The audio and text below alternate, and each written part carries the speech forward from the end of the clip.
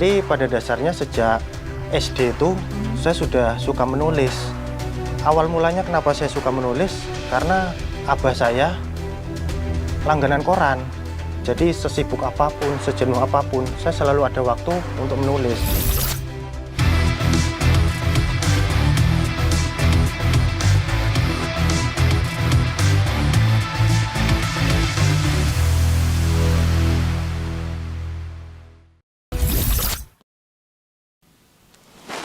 Assalamualaikum warahmatullahi wabarakatuh. Apa kabar sahabat TNI? Semoga dalam keadaan baik dan sehat dimanapun berada. Bersama saya Hestu Kesuma dalam podcast TNI Prima. Profesional, responsif, integratif, modern, dan adaptif. Tentu dalam podcast ini akan membahas berbagai informasi di dunia militer khususnya di TNI. Tentu di sini saya tidak sendiri. Saya sudah bersama seorang narasumber. Kali ini seorang anak muda. Dia berpangkat Letu Rizal Mutakin namanya. Apa kabar? Alhamdulillah kabar baik, luar biasa. Luar biasa. Saya senang sekali ada Letu Rizal yang menemani saya hari ini. Saya panggil Mas aja juga tetepan ya.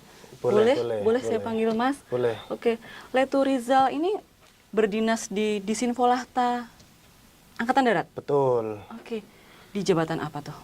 Jabatan kami di Perwira Urusan Rancang Bangun Arsitektur Siswo. Jadi kegiatan kami sehari-hari memonitoring perkembangan teknologi informasi sebagai dasar untuk membuat kajian tentang perkembangan teknologi informasi sebagai dasar untuk merekomendasikan terhadap penerapan teknologi informasi tersebut.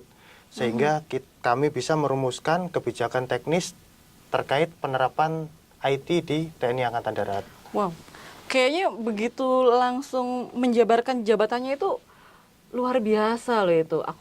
Saya mau nanya di sini itu, Letu Rizal, bagaimana sih awal mula untuk masuk di TNI seperti itu? Tahun berapa? Mungkin bisa diceritakan agar sahabat TNI ini mengenal nih sosok dari Letu Rizal. Gimana? Jadi saya lulus TNI dari abiturien PAPK tahun 2018.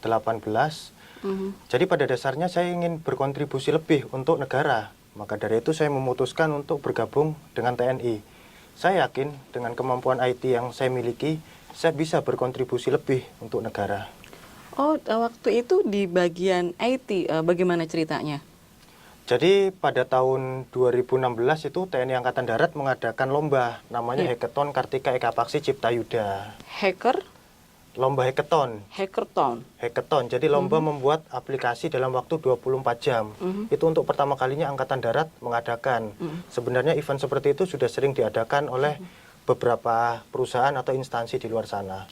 Tetapi karena pertama kalinya TNI Angkatan Darat mengadakan, jadi kami para praktisi IT sangat semangat untuk mengikuti. Karena selama pelaksanaan kita benar-benar merasakan suasana militer. Jadi bagi kita yang benar-benar bukan berasal dari lingkungan militer itu suatu pengalaman yang luar biasa. Pada saat itu berarti sedang berkuliah atau bagaimana? Jadi kami saat itu sedang kuliah, masih semester 6. Ada informasi di TNI Angkatan Darat mengadakan hackathon. Maka dari itu kami sangat semangat untuk mengikutinya. Jadi prosesnya sebelumnya kita mengirimkan produk kita secara online, termasuk membuat video tentang penggunaannya dan lain sebagainya. Nah, nanti diseleksi oleh Angkatan Darat yang layak dan bisa dilombakan dipanggil ke Mabesat untuk mengikuti perlombaan di Pusdiksi Bogor. Pada saat itu berarti Mas Rizal nih ya, langsung? Ya, kebetulan tim kami dinyatakan layak dan mengikuti lomba kami waktu itu datang ke Mabesat, kemudian diantar ke Pusdiksi untuk mengikuti lomba tersebut. Kebetulan lombanya juga dibuka langsung oleh Kepala Staf Angkatan Darat saat itu, Jenderal Mulyono. Waktu itu masih semester 6? Masih semester 6. Terus kemudian bisa bergabung menjadi TNI? Jadi setelah pembukaan, kemudian Kasat Jenderal Mulyono berkesempatan untuk meninjau atau menyapa para peserta. Kemudian Kasat menyampaikan, saat ini TNI Angkatan Darat sedang membutuhkan SDM IT. Maka dari itu beliau menyampaikan, nanti peserta hackathon yang berprestasi tidak hanya kita beri hadiah, tapi akan kita rekrut menjadi prajurit TNI Angkatan Darat. Kemudian beliau juga menyampaikan, para prajurit yang hasil rekrutan hackathon nanti akan kita tempatkan sesuai bidang keahliannya untuk memperkuat IT-nya TNI Angkatan Darat, seperti itu. Terus berarti setelah lulus mengikuti proses rekrutmen masuk TNI? Ya, jadi sebenarnya para peserta hackathon yang dinyatakan layak yang mengikuti perlombaan di Pusdiksi itu, mereka dibentuk sebuah komunitas, namanya komunitas TIK TNI Angkatan Darat. Pembinanya Kadis Infolata. Saat itu Kadis Infolatanya Brigjen TNI Dr. Nugraha Gumilar. Dalam beberapa kesempatan pertemuan komunitas TIKAT, Kadis Infolata menyampaikan, bagi siapapun yang berminat dan layak nanti akan silahkan mendaftar ke TNI Angkatan Darat. Seperti itu penyampaiannya. Jadi siapapun yang berminat didata oleh beliau, tapi tetap mengikuti rekrutmen pada umumnya. Jadi ketika walaupun kita jago di bidang IT, tapi misalnya ada penyakit jantung dan lain sebagainya, secara aturan tetap tidak akan diloloskan, seperti itu. Dan lulus di tahun 2018, kemudian bergabung ke TNI. Jadi kebetulan 2017 Werving pendaftaran, kami dilantik 2018. Jadi Pak PK, Perwira Prajurit Karir TNI 2018. Kemudian nih pasti udah karena rekrutmennya aja itu dari hasil hackathon gitu kan, berarti jago banget tentang bidang IT ya. Ini seperti itu. Nah, udah pasti makanan sehari-hari kayak gitu. Tapi saya lagi agak-agak melihat nih banyaknya buku yang tersusun sekarang gitu kan. Setelah kita ngobrolin dari Mas Rizal tuh masuk ke TNI, ini sekarang buku-bukunya banyak banget. Ini buku-buku apa aja bisa diceritain, dan ini ada di sini loh gitu. Gimana tuh bisa diceritain? Tuh bukan buku nih. Jadi pada dasarnya sejak SD itu saya sudah suka menulis. Awal mulanya kenapa saya suka menulis, karena abah saya langganan koran. Jadi setiap pagi pulang sekolah, bahkan malam hari, saya pasti membaca koran dengan catatan sedang tidak ada PR. Tapi setelah saya membaca koran, di waktu luang itu ada keinginan untuk menuliskan apa yang saya baca tadi. Jadi jam istirahat sekolah atau jam kosong, bahkan malam hari, saya suka menuliskan apa yang saya baca.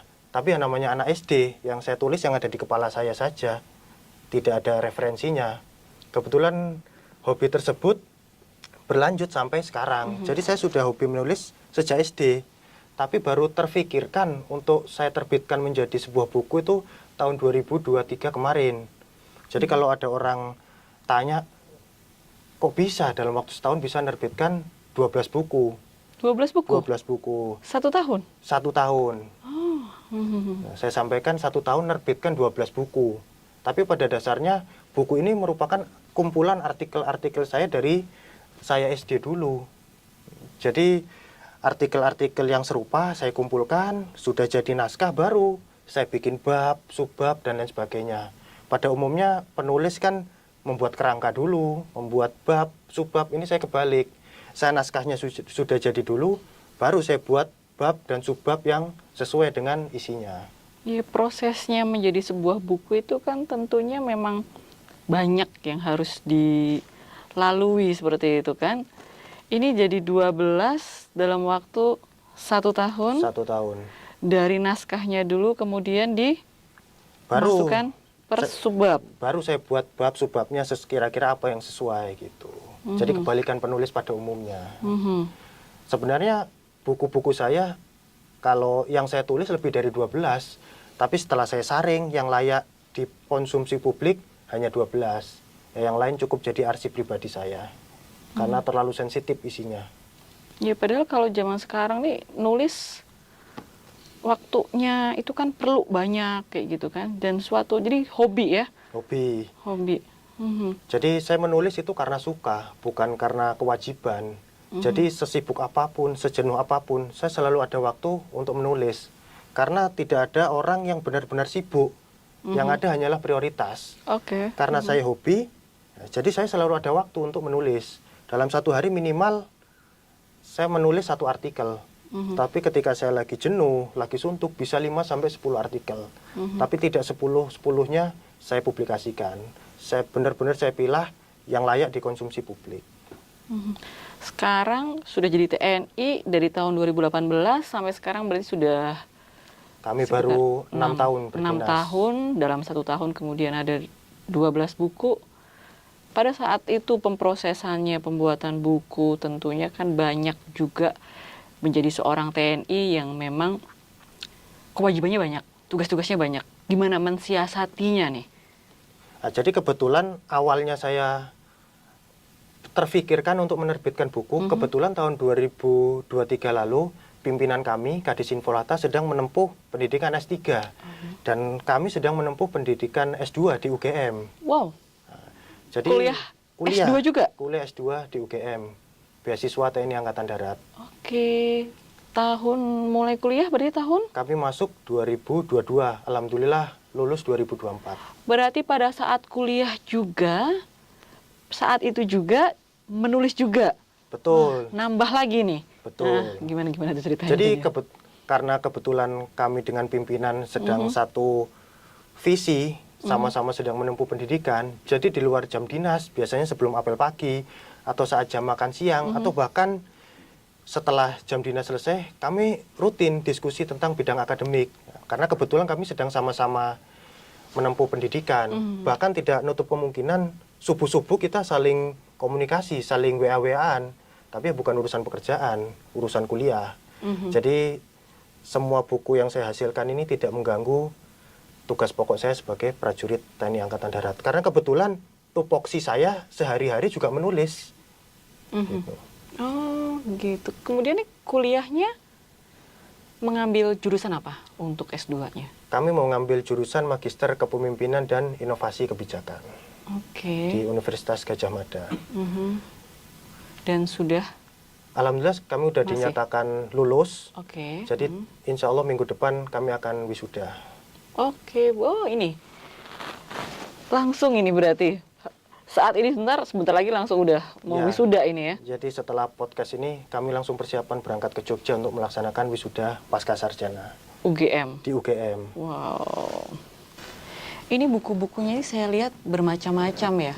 Ada yang anak IT bisa jadi tentara.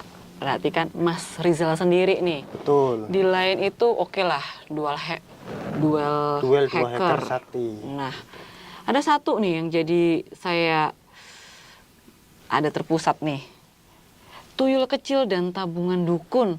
Ini gimana nih ceritanya? Kenapa tiba-tiba jadi hacker, kemudian nih tiba-tiba jadi seperti ini? Jadi ya seperti yang saya sampaikan tadi di awal, ketika saya lagi suntuk, lagi jenuh, saya bisa menulis bahkan sampai 10 artikel. Jadi ini awalnya ketika saya sedang jenuh, saya menulis sebuah cerpen. Nah, karena jenuhnya belum hilang, saya lanjut terus. Setelah sekitar seminggu, saya baru sadar ternyata ada sekitar 50 cerpen yang berurutan. Maka dari itu langsung saja saya ajukan penerbitan jadi sebuah novel. Nah, novelnya tentang tuyul kecil dan tabungan dukun. Jadi ini ceritanya menceritakan menceritakan tuyul bernama Toto. Dia mencuri uangnya dukun. Karena novel ya saya tulis bebas saja. Kemudian tertangkap oleh dukun tadi, dan pada akhirnya tuyul tadi tobat dan mengajak teman-temannya untuk bertobat, tidak mencuri lagi. Seperti itu kisahnya. Banyaknya buku, kemudian seperti ini nih, pasti kan tadi selain hobi, kemudian pasti banyak yang terlibat atau yang membantu seperti itu. Benar? Tentu, betul. Jadi untuk proses penerbitan buku ini, pertama kita harus nulis. Setelah nulis pasti ada proses editing, itu urusannya editor. Kemudian desain layout bukunya, bahkan terus terakhir desain covernya, baru bisa kita serahkan ke penerbit. Nah kebetulan saya dan istri saya memiliki hobi yang sama, dan sama-sama sejak SD. Bahkan istri saya udah nulis novel saat dia masih SD, cuman tidak diterbitkan. Jadi ketika saya nulis, urusan editing, desain layout, bahkan sampai desain cover, saya serahkan ke istri saya seluruhnya. Jadi saya bisa benar-benar menikmati hobi saya untuk menulis. Satu frekuensi ya ceritanya ini berarti sama istri ya? Kebetulan satu frekuensi, satu hobi kebetulan. Jadi bahkan buku-buku saya ini ketika ada yang kurang lengkap, sudah ada yang melengkapi.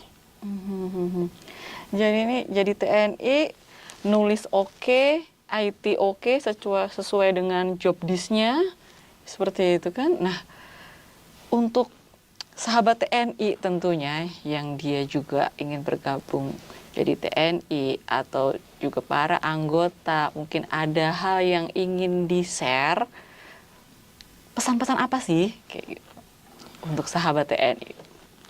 Jadi setiap saya nulis buku itu saya pasti cantumkan subbab yang berjudul pesan untuk pembaca. Untuk pesan kali ini saya akan cuplik dari buku Anak IT Juga Bisa Jadi Tentara, karena yang lumayan viral buku tersebut. Jadi pada dasarnya masing-masing dari kita itu memiliki potensi dan kemampuan masing-masing. Dengan doa, tekad, dan kerja keras, tidak ada tantangan yang terlalu sulit untuk dihadapi. Jadi tugas kita itu memaksimalkan potensi yang ada dalam diri kita. Oke, maksimalkan potensi. Maksimalkan potensi. Terima kasih banyak Letu Rizal. Dari pengalaman hidupnya, bagaimana masuk jadi TNI, kemudian menekuni hobinya, menjadi punya banyak buku seperti ini, tentu sangat menginspirasi bagi sahabat TNI. Saya ucapkan banyak terima kasih. Saya juga terima kasih banyak Mbak sudah diundang ke podcast Puspen TNI. Ini suatu kehormatan buat saya. Nah, sebelum saya meninggalkan ruangan podcast, saya ada kenang-kenangan satu buat Mbak nih. Apa nih? Nah, ini.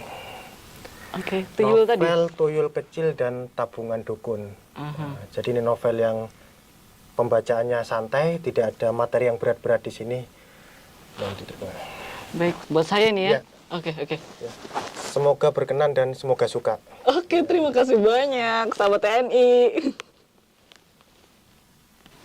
Sahabat TNI, dengan tekad yang kuat untuk mengisi diri dan berkarya, rasa lelah dan kerja keras pasti dilalui, serta pasti dijalani suatu contoh bagi generasi muda yang tak kenal kata lelah. Sahabat TNI, saya Hestu Kesuma bersama Letu Rizal pamit undur diri. Salam TNI Prima.